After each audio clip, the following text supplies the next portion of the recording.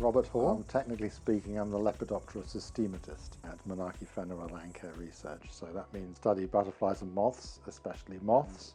The main part of my job is working out what species we have here in New Zealand, working out if there are new species to be found, which there are, describing those, trying to work out what the status of all these things is. So are they common, are they declining, do we need to be worried about their conservation? So this is the collection. This is the NZAC. And in fact this is part of it, because there's another vault downstairs. Up to here are the bigger moths. So these, all the ones that are on the website are all those ones, and then these are the pyraloid moths, so they're also on the website. We think that there's probably over 2,000. There may be nearly as many as 2,500. We have about 1,700 named ones, and there's certainly a few hundred that are yet to be named, some of which we know about already in collections, but others probably still yet to be discovered.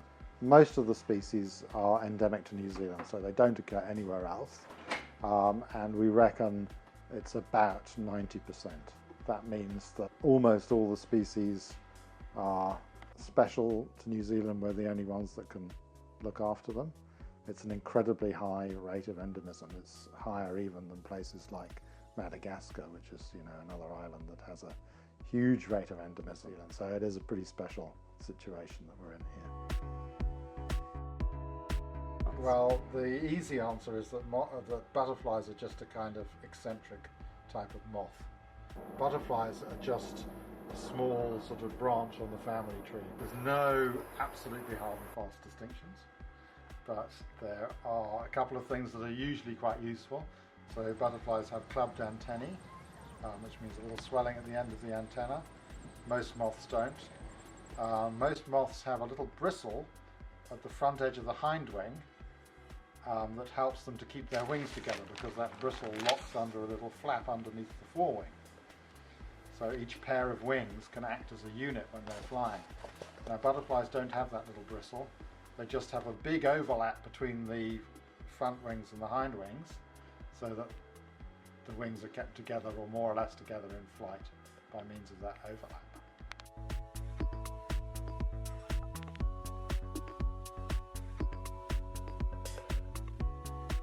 We have particularly high proportion of species that are associated with dead wood and fungi and leaf litter, compared to the sort of what you might say as the global average.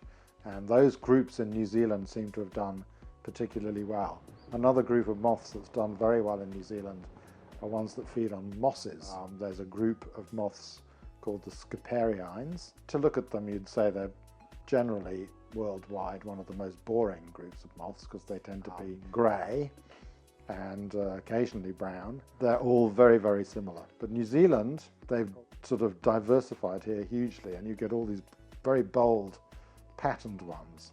You've got 130 odd species of that group here, which is about a quarter of the named fauna of the whole world. So that group has really diversified here. Yeah, there's a huge amount still to learn.